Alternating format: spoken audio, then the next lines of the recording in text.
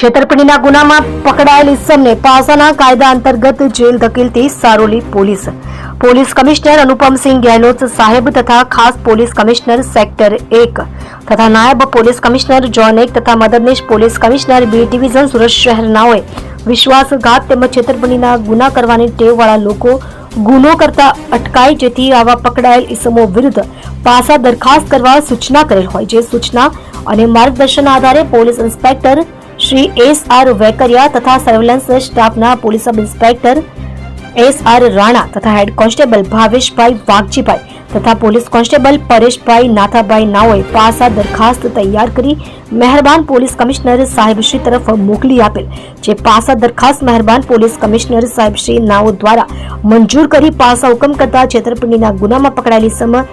હિતેશ ખુબચંદ ખાનવાણી, ઉંમર વર્ષ 31, રહે ફ્લેટ નંબર D104 આત્રેવેલી ફ્લેટ, સંજયનગર પાસે, નાના ચિલોડા,